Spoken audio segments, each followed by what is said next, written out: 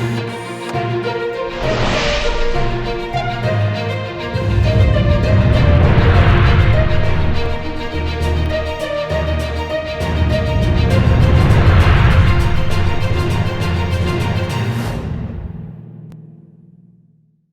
वालेकुम। एमक्यूएम ने ना क्यों की इमरान खान को, और इमरान खान एमक्यूएम की हाँ में हाँ अब क्यों मिला रहे हैं 3.5 सालों के बाद। एमक्यूएम का ना करना, मुसलसल ना करना और एक एटीट्यूड बना के रखना, और पिछला उधार उतारा आप आए और चाय पिए बिस्कुट खाएं शुक्रिया, इससे ज़्यादा कुछ नहीं है। एमक्यूएम अपने पेपर्स दोबारा से तैयार करने के बाद ओपन एनवायरनमेंट के अंदर इस वक्त खड़ी है, और एमक्यूएम की ख्वाहिशात और उनके जो मसाइल हैं इमरान खान चाहते हैं कि फौरी तौर पर हल किए जाएं। इसके बावजूद कि बहुत सारे मसाइल वो हल नहीं कर सकते, बहुत सारी चीज़ें वो हैंडल नहीं कर सकते जो उनके बस में नहीं है, बिल्कुल उनके बस में नहीं है कि वो लापता अफराद को सामने ले आएँ और उतनी जितनी डिमांड एमक्यूएम की ऑफिस की खोलने की है वो डिमांड पूरी कर दें हर गली मोहल्ले के अंदर, उसी तरह यूनिट सेक्टर उनका खुल जाए। ये इमरान खान नहीं कर सकते। 3, 4, 5 बड़े ऑफिस खोलने का उन्होंने वादा किया, जिनमें से एक हैदराबाद में खुला, कुछ कराची में और खुलने के मामलात हैं, लेकिन हम एमक्यूएम जरा सौदेबाजी वाले मोड में है, और न सिर्फ इमरान खान बल्कि एस्टैब्लिशमेंट के साथ भी अपने दोबारा से वो वादे दोहराने वाली पोजीशन में आ गई है, आई है, और जरदारी साहब के साथ भी ट्रैक टू डिप्लोमेसी जो चल रही थी बहुत अरसे से, उस वाले ग्राउंड के अंदर मौजूद है कि सबके साथ ओपन किया जाए, सबके साथ ओपन मामला किया जाए। ये बात जो इमरान खान कई अरसे पहले कहते रहे थे, और एमक्यूएम को तो बड़ा मुतालबा है कि इंतजामी यूनिट बनाया जाए, सूबा बनाया जाए कराची को।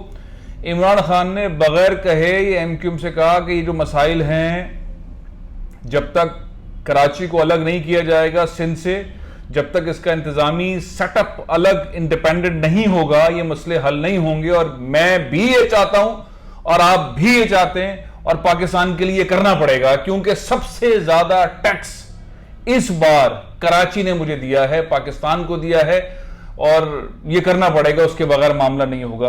तो जो छोटे छोटे मसाइल थे वो तो साइड पर हो गए। वो सारी बातें जो एमक्यूएम इतने अरसे से कहती आ रही थी, वो सारी की सारी बातें इमरान खान साहब ने फरमा दी हैं, लेकिन एमक्यूएम अपने पत्ते शो नहीं कर रही।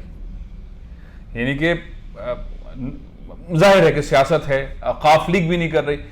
वो शख्सियत काफ लीग की, बहुत ही हैरानकुन बात है, वो शख्सियत जिनकी तबीयत खराब, हॉस्पिटलाइज्ड, जिनकी लोग तीमारदारी के लिए आ रहे थे, वो उन्होंने पैतरे बिल्कुल बदले हैं। साबिक वज़ीर आज़म चौधरी शुजात हुसैन साहब वो निकले और वो साबिक सदर आसिफ अली खान जरदारी के पास पहुंच गए। वो पिछली एक नाराजगी भी उन्होंने दूर की, वो वादा जो खाना था उस मामला को भी हैंडल किया, और अपने पत्ते उन्होंने भी शो कर दिए कि अगर ग्राउंड में आप यहां से यहां तक पहुंचेंगे, अभी आप यहां हैं, यहां पहुंच गए, आपने अदम एतमाद की तहरीक जो है उसकी रिक्वेजिशन फाइल कर दी, अगर आप यहां से यहां तक पहुंचेंगे तो फिर हम यहां से यहां आपके पास आ जाएंगे, अगर आप यहां नहीं पहुंचे तो हम इमरान खान के साथ खड़े रहेंगे, क्योंकि हम रियासत के साथ हैं। तो ये सौदेबाजियां जो हैं बड़ी शानदार। अब मैं बताऊंगा बैकग्राउंड असल है क्या। सबसे ज्यादा जोर जो इसके अंदर, सारे गेम के अंदर सबसे ज्यादा जोर, सबसे ज्यादा पैसा, सबसे ज्यादा विजन, सबसे ज्यादा फॉलोअप्स किस शख्सियत का, जिसने सारा माहौल चेंज कर दिया है। पंजाब के अंदर चेंज कर दिया है, सिंध में चेंज कर दिया है, वफाक में चेंज कर दिया है, केपी में कर दिया, बलूचिस्तान में कर दिया है, जाम कमाल साहब भी वहां पे एक्टिव हो गए। तो एमक्यूएम ने यह जरूर कहा है कि 3.5 साल में जितनी मुश्किलात हमने हुकूमत में रहते हुए सही हैं, इतनी मुश्किलात तो हमने अपोजिशन के अंदर भी नहीं सही थी।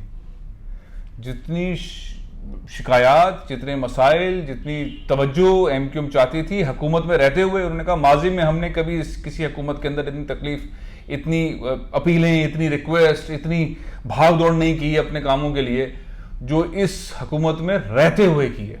ये वो तंज था जो एक अहम तरीन रहनुमा ने वज़ीर आज़म पाकिस्तान तक पहुंचाया, और उन्होंने शुक्रिया अदा किया कि आप हमारे साथ रहे। उन्होंने ये नहीं कहा कि नहीं, अब जाहिर है कि बहुत सारी चीज़ें वज़ीर आज़म पाकिस्तान के हाथ में नहीं रही, लेकिन पुराने वादे कैसे पूरे होंगे, बहुत बड़ी लिस्ट है, वो लिस्ट कैसे पूरे करेंगे। टाइम बहुत कम है, इमरान खान साहब ने डिलीवर करना है।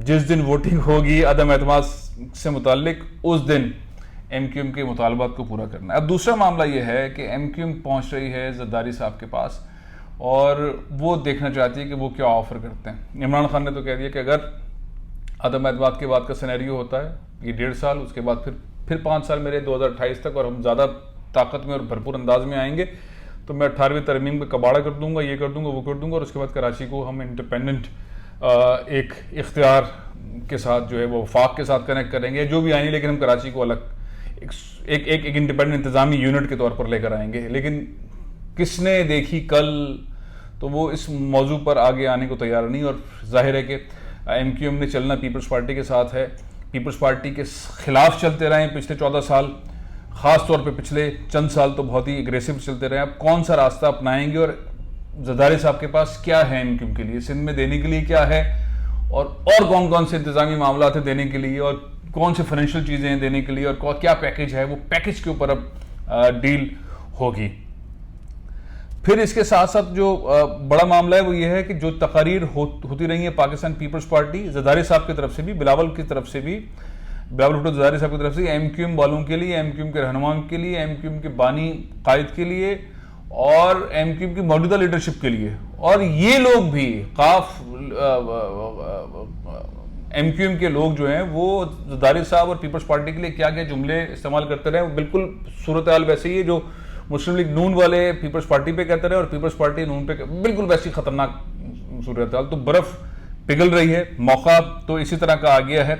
इस सारे मौके के अंदर, इस सारी सूरत हाल के अंदर जो सबसे बड़ा पत्ता कराची वालों के लिए है कि एक बार फिर वादे और फिर वादे, और एमक्यूएम के मरकज़, उनके सेंट्रल ऑफिस आकर बहादुराबाद में एक बार फिर वज़ीर आज़म पाकिस्तान वादे कर गए हैं, और उन वादों के ऊपर यकीन नहीं, इसलिए एमक्यूएम दूसरी तरफ भी देख रही है, जरदारी साहब की तरफ भी देख रही है, चौधरी साहब भी जरदारी की तरफ देख रहे हैं, शहबाज शरीफ साहब भी जरदारी साहब की तरफ देख रहे हैं, मौलाना फजल रहमान भी जरदारी साहब की तरफ देख रहे हैं, और जरदारी साहब इस्टेब्लिशमेंट की तरफ देख रहे हैं कि वो बहुत सारा ट्रैवल करके यहाँ तक आ गए हैं, वज़ीर आज़म के कैंडिडेट हैं।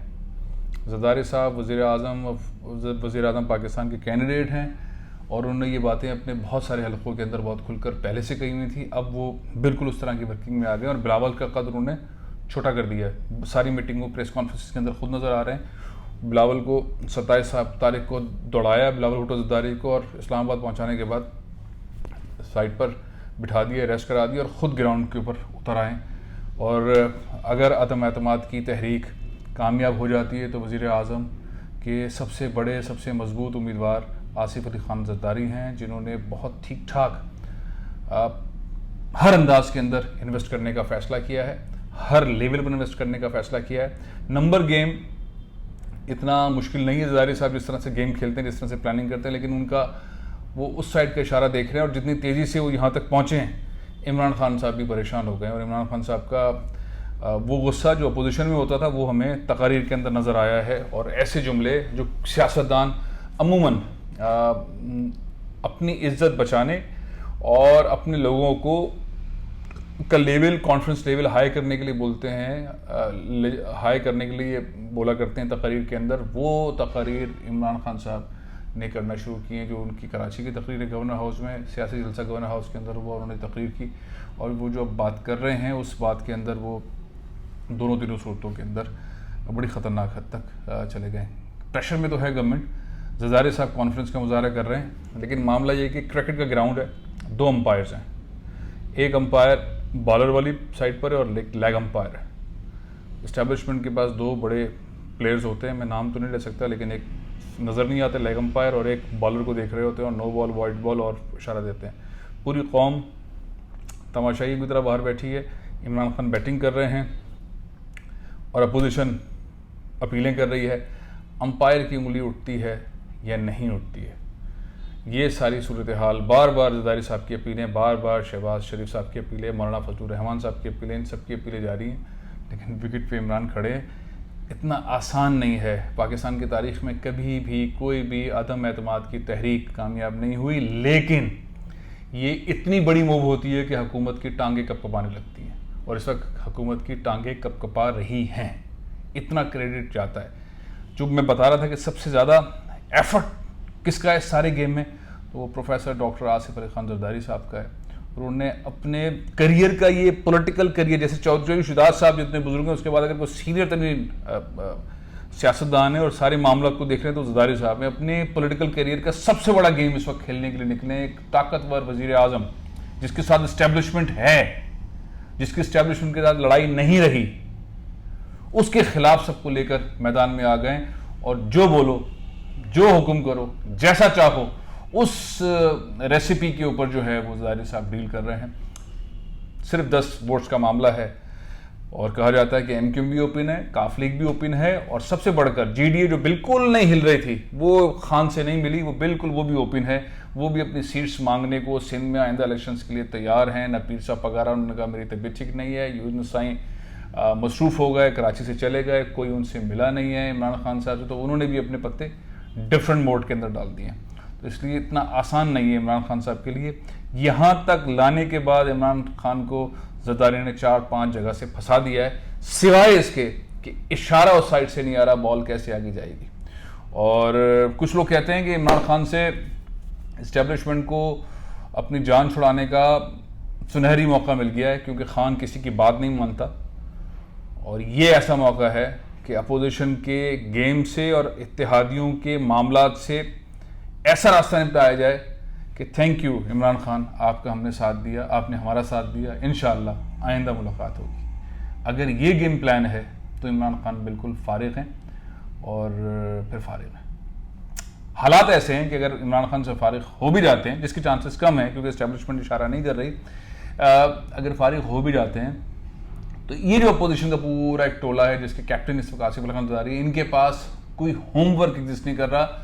दुनिया में फ्यूल के प्राइजेस $130 पर बैरल से ऊपर चले गए। यूक्रेन रशियन वॉर की वजह से हर तरफ महंगाई है, पाबंदियों का अलग मामला है। ये क्राइसिस इस टीम की, पाकिस्तान पीपल्स पार्टी की टीम के पास एक बहुत बड़ा चैलेंज होगा कि इस मसाइल को कैसे, महंगाई को, पेट्रोल को, आटे को, चीनी को, बेरोज़गारी को, इनको कैसे हैंडल करेंगे। बहुत बड़ा चैलेंज है। लेकिन बहरहाल बॉल अंपायर के इशारे के ऊपर रुकी हुई है कि आगे बॉल करवाई जाए या यहाँ रुका जाए। एमक्यूएम क्या फैसला करती है यह होना बाकी है, काफ लीग क्या फैसला करती है होना बाकी है, जीडी क्या फैसला करती है होना बाकी है। सब इमरान खान साहब से सरक कर पीछे चले गए हैं और जरदारी साहब की तरफ देख रहे हैं। प्रोग्राम में ख़त्म कर रहा हूँ, इंशाल्लाह कल फिर हाजिर होऊंगा। कमेंट कीजिएगा। इजाज़त दीजिए। पाकिस्तान जिंदाबाद।